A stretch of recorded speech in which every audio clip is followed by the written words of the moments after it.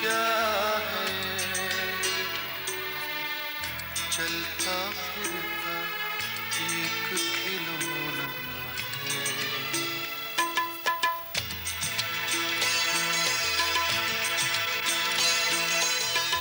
जीवन क्या है, चलता फिरता एक खिलौना है।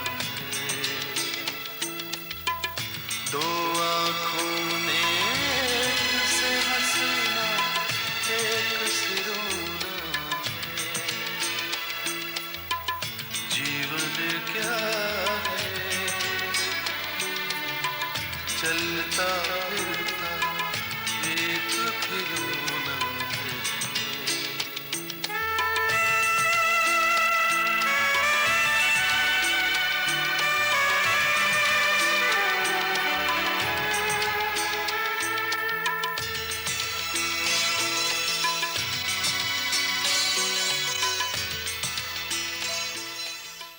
जीतू, तुम? उनको कॉमेडी लाइन का चस्का लग गया था। तो तुम जॉनी वॉकर या महमूद बनना चाहते थे? मैं सर जीतू कॉमेडियन। सर अपनी इस फिल्म में काम दीजिएगा ना सर मुझे। यार मेरे को कहीं से 500 रुपये उधार दिला दे यार। और ये जो फिल्मी इंडस्ट्री है ना, ये बड़ा जालिम चीज है। और तू जो कॉमेडियन बनने का सपना सोच रहा है ना, इसको तो छोड़ ही दे, वरना तू भूखा मर जाएगा। हमारा हीरो अपना ब्लड बेचना शुरू कर देता है और बेचते बेचते हमारा हीरो एक दिन करोड़पति बन जाता है। जब आपको ये बीमारी हो ही गई है तो मेरा ये कहना है कि आप अपने खून का सौदा बंद करें। बम्बई के सारे डायरेक्टर से मिल लिया मैं।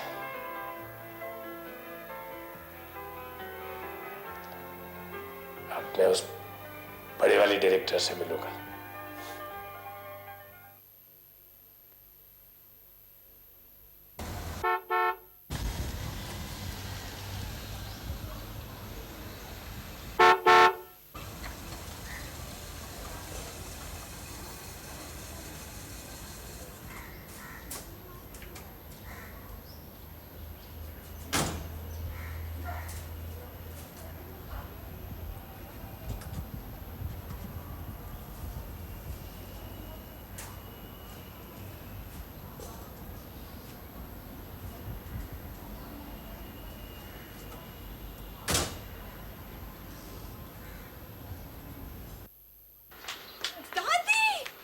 हम तो समझे थे कि तुम अपने दोस्तों को जेल से छुड़ाने गए हो। मैं दादी को ले आया हूँ। दादी माँ,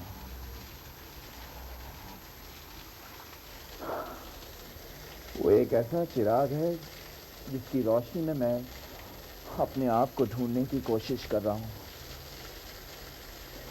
वो मैं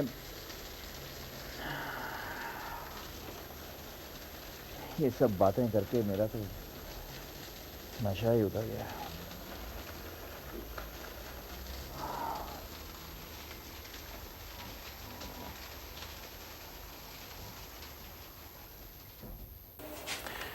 इनकी ब्लड रिपोर्ट ठीक नहीं है, लेकिन आप लोग हिम्मत मत हारिएगा। जिस वायरस ने इन्हें घेर रखा है वो खतरनाक वायरस है, एड्स का वायरस है। डॉक्टर साहब, इनकी इस खतरनाक बीमारी का कभी कुछ पता ही नहीं चला। समझ में नहीं आ रहा ये सब कैसे हो गया। देखिए, अभी ऊपरी बीमारी तो है नहीं जो आसानी से दिख जाए। 5-7 साल पहले या 8-10 साल पहले इन्हें तो कुछ पता भी नहीं चला होगा। कुछ भी पता नहीं चला डॉक्टर साहब। मैं तो इतना तंदुरुस्त था कि मेरी ऑफिस की तरफ से ब्लड डोनेशन कैंप लगा तो मैंने 2 बोतल खून डोनेट किए थे। कभी ऐसा तो नहीं हुआ कि आप बहुत बीमार पड़े हों, आपको चोट लगी हो और आपको खून चढ़ाना पड़ा? हाँ, 8-9 साल पहले एक एक्सीडेंट हुआ था। तभी बेहोश पड़े थे। इन्हें 4 बोतल खून चढ़ाया था डॉक्टर साहब। उसके कई सालों बाद अगर आपको याद आ रहा हो, आपको कुछ थकान महसूस होने लगी हो या कुछ? हाँ, फैक्ट्री में मैं थक जाता था। घर आने के बाद थकान के मारे में काम धाम में दिल नहीं लगता था। कोई खांसी जुकाम? तब इन्हें तपेदिक बताया था, उसका इलाज भी शुरू किया था डॉक्टर साहब। तो क्या ये तपेदिक बीमारी इतनी बढ़ गई डॉक्टर साहब? नहीं, तपेदिक का तो आजकल घर बैठे इलाज होता है। ये इस वायरस का ही असर है कि इन्हें तपेदिक हुई। अब एड्स का वायरस जो है हमारी शरीर की ताकत को मार देता है। मतलब डॉक्टर साहब? देखिए, हमारे खून में व्हाइट ब्लड सेल्स होते हैं। ये जो व्हाइट ब्लड सेल्स हैं ये हमारे शरीर में इन्फेक्शंस या जो बीमारियां लगती हैं उनसे लड़ते रहते हैं और हमें तंदुरुस्त रखते हैं। एड्स का जो वायरस है वो इन व्हाइट ब्लड सेल्स को खत्म कर देता है। अब हम लोगों की समझ में तो ये सब नहीं आता, ये सब तो आप ही जानते हैं डॉक्टर साहब। हाँ, लेकिन इन बातों को जान लेना जरूरी है। अब एड्स का वायरस जब असर करता है तो पूरे बदन को दीमक की तरह अंदर से खोखला कर देता है और फिर कोई भी बीमारी असर कर जाती है। ऐसा ही इनके साथ हुआ। हेलो दादी, कोई कहानी सुनाओ ना। इतना बड़ा हो गया, अभी तू कहानी सुनेगा? कहानी के लिए बड़ा नहीं हुआ, सुनाओ ना प्लीज। अच्छा बता, कौन सी कहानी सुनेगा? वही जो तुम बचपन में सुनाती थी, लाल परी और लोमड़ी की कहानी। अरे पगले, बचपन में तू लाल परी और लोमड़ी की नहीं, उड़ने वाले घोड़े की कहानी सुना करता था। हाँ, वही जिसमें एक शहजादा शहजादी को ढूंढने जाता है और रास्ते में उसकी एक देव से लड़ाई भी होती है ना? तुझे वो कहानी अभी तक याद है? मैं तो भूल भी गई। देखो, भूलने की नहीं होती दादी, मैं तो कहानी सुनकर ही रहूंगा। चाहे तो मुझे शेर की कहानी सुनाओ, लोमड़ी की सुनाओ, खरगोश की सुनाओ, पर सुनानी पड़ेगी। क्यों, ऐसा क्या हो गया आज? आज मेरी दादी घर आ गई। तू अपनी दादी को उठा जो लाया है? हाँ, बिल्कुल उड़ते हुए घोड़े पर, है ना दादी? और दादी, जानती हो, जब मैं तुम्हें ला रहा था तो रास्ते में कई सारे देव आए थे, पर मैं तब भी अपनी दादी को ले आया। तेरी दादी तो अब चल फिर भी नहीं सकती, उठना बैठना भी मुश्किल हो गया है। दादी, मैं तुम्हारा इलाज कराऊंगा, फिर तुम्हें कोई दर्द नहीं होगा। मेरा इलाज तो बेटा अब भगवान के पास ही होगा। दादी, तुम ऐसी बातें मत करा करो, वरना मैं तुमसे कुट्टी कर लूंगा। जैसे पहले किया करता था? हाँ, बिल्कुल वैसे ही जैसे बचपन में। ना बाबा ना, तू तो मेरे पास से भाग जाएगा और मैं तो तुझे भागकर पकड़ भी नहीं सकती। ओफो दादी, तुमसे तो मैं कुट्टी भी नहीं कर सकता, क्योंकि तुम तो मेरी प्यारी प्यारी दादी हो, है ना? अब तो सुनाओ कहानी। अच्छा, तो इसलिए मेरी इतनी तारीफ हो रही थी कि तुझे आज कहानी सुननी ही है? हाँ दादी, मैं कई दिनों से सोया नहीं हूँ। क्यों? सोया क्यों नहीं बेटे? छोड़ो छोड़ो, बाद में बताऊंगा। कहानी सुनाओ ना दादी। अच्छा बाबा, तू मानेगा थोड़े ही। ले सुन।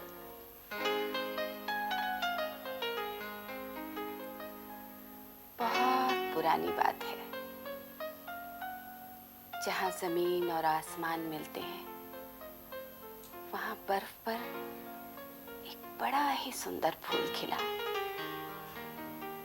चांद ने जब उस फूल को देखा तो बोला, ये फूल तो ठंड से ठिठुर कर मर जाएगा। तब परी बोली, नहीं, इतने सुंदर फूल को हम मरने थोड़े ही देंगे। हम सूरज की गर्मी लेकर इसे वो गर्मी देंगे। तब चांद बोला, इस फूल में ऐसी क्या खास बात है जो तुम इसे अपने शरीर की गर्मी देने को तैयार हो गई? तब परी मुस्कुराई और बोली, तुम्हें क्या मालूम, इससे पहले यहाँ इतना सुंदर फूल कभी नहीं खिला।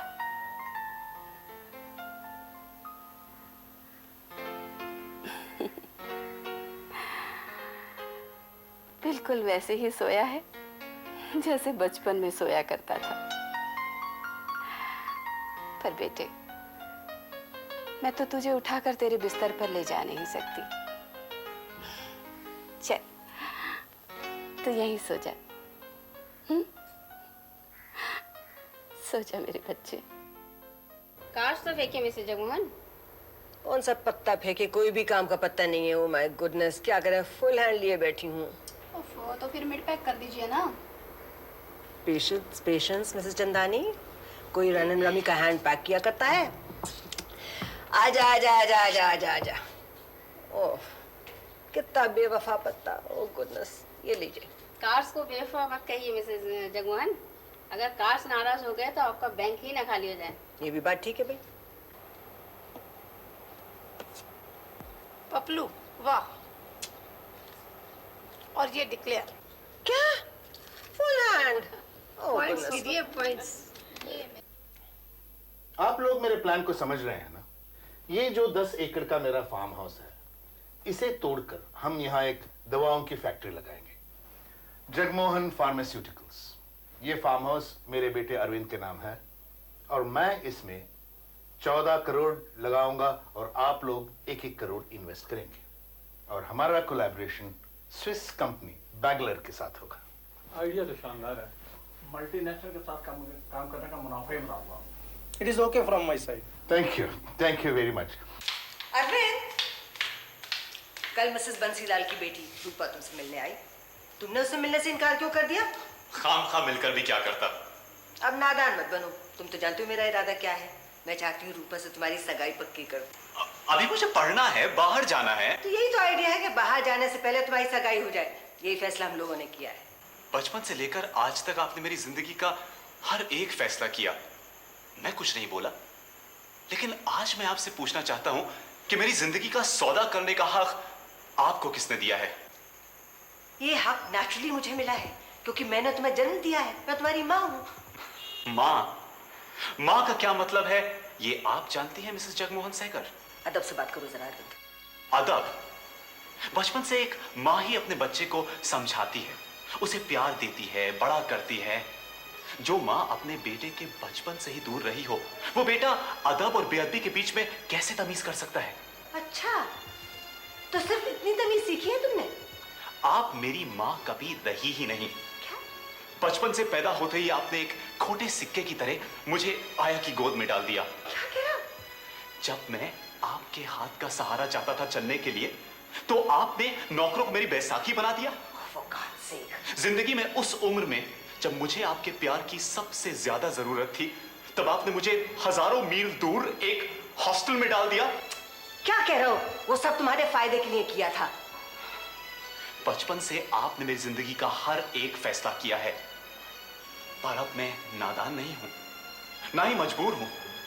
मैं सोच सकता हूं, समझ सकता हूं। रूपा के साथ मेरी मंगनी का फैसला कोई फैसला नहीं है, ये एक सौदा है और इस सौदे का हक मैं आपको नहीं देता। Arvind, what are you saying? My God, I can't believe it. तुम्हारे मन में इतना जहर है मेरे लिए? जो जहर आप पिलाएंगी वही तो मैं उगलूंगा। अगर आप हवा के बीज बोएंगी तो आंधी तूफान तो आएंगे ही। वाह, बहुत अच्छा। माँ के लिए बहुत तमीज है तुम्हारे मन में।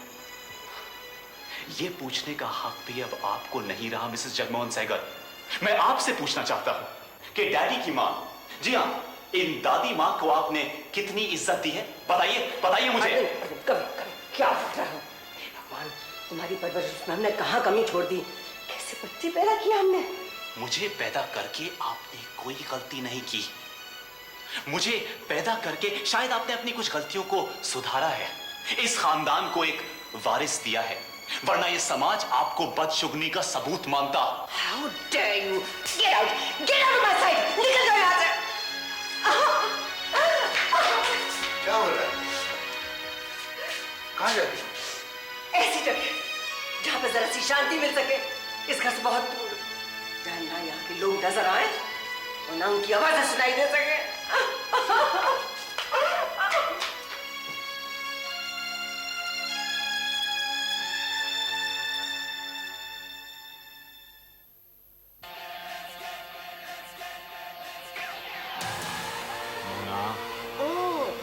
हाय अरविंद, तुम आ गए? आओ बैठो मेरे पास। मोना, तुमने तो क्या हालत बना रखी है, तुम एकदम होश में नहीं हो। चलो मेरे साथ बाहर चलो। कहाँ चलूं? अगर ले चलना है तो घर ले चलो शादी करके। मोना, तुम एकदम होश में नहीं हो। होश में नहीं हूँ तो ही जिंदा हूँ। अगर होश में आ गई तो जीने की इच्छा ही खत्म हो जाएगी। एक बात तो बताओ अरविंद, मैं तुमसे इतना प्यार क्यों करती हूँ? मोना, मैं तुम्हें सब कुछ बताऊंगा, पर पहले तुम मेरे साथ बाहर चलो। मैं तुम्हारा इलाज कराऊंगा। मेरा इलाज तो तुम ही हो, और कौन करेगा मेरा इलाज? लेकिन तुम हो, दोस्ती निभाते हो, मुझसे प्यार नहीं करते। दोस्ती के नाम पे अधूरे प्रेमी हो तुम। खुद को और मुझको भी धोखा दे रहे हो। अरविंद, या तो मुझसे प्यार करो या मेरी जिंदगी से दफा हो जाओ। ओ अरविंद, प्लीज, और कुछ मत कहो, कुछ मत, सिर्फ कहो कि तुम मुझसे प्यार करते हो। ऑलराइट मोना, मैं तुमसे प्यार करता हूँ। I love you. Okay, I love you. Don't deceive me, Arvind. मुझे धोखा मत देना। I love you. I love you.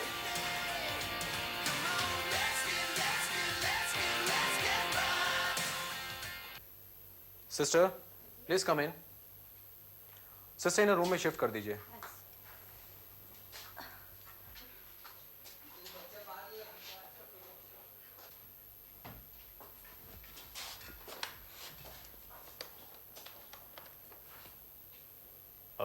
Arvind साहब, देखिए, मैं इस वक्त आपको फोन पर पूरी बात नहीं बता सकता। आप मेरे पास फौरन चले आइए। जी हाँ, पेशेंट को आपकी जरूरत है। वो बार बार आपका नाम ले रही है। Please please come here fast. Okay. May I come in? अरे पवन, तुम आओ, बैठो यार।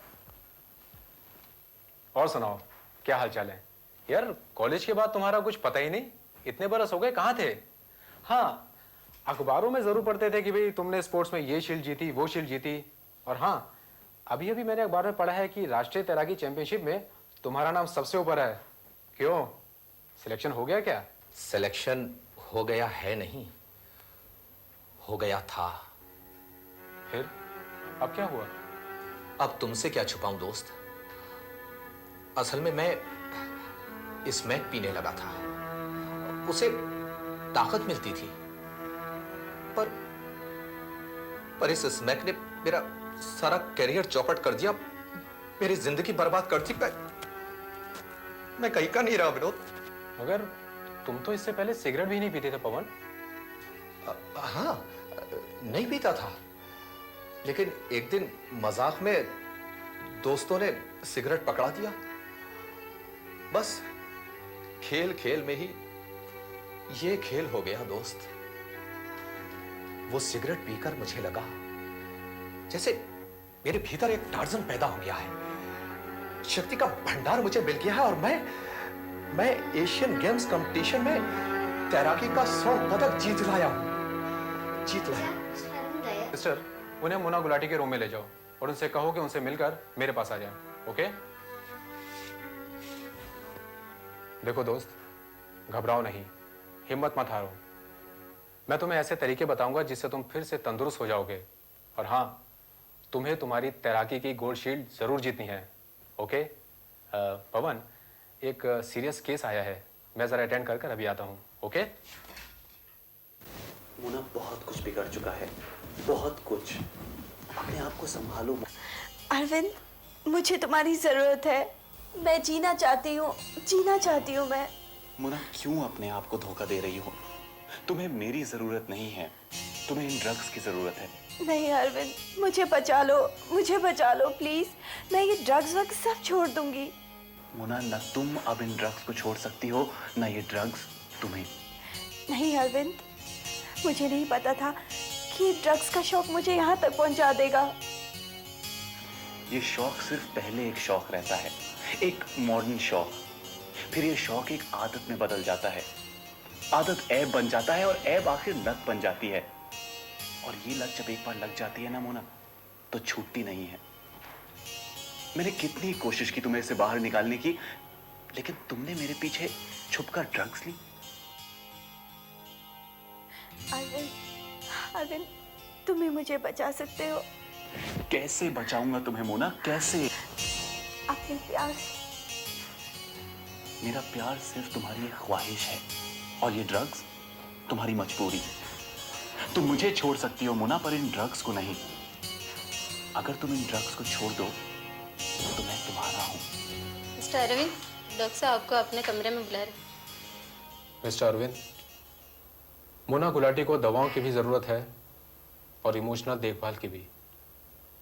इलाज तो हम कर ही रहे हैं उसका, मगर इमोशनल देखभाल के लिए लगातार हमें आपकी ज़रूरत पड़ती रहेगी। मैं हमेशा हाजिर रहूंगा डॉक्टर साहब। डॉक्टर साहब, मोना कुछ हो गया है? क्या? प्लीज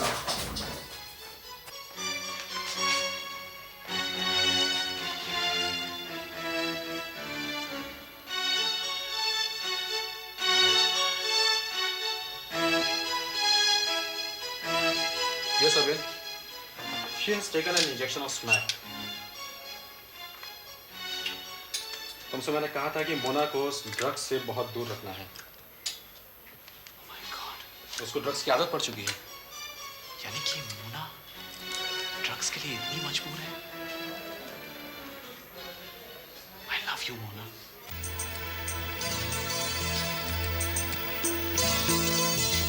जीवन क्या है, चलता फिरता एक खिलौना है।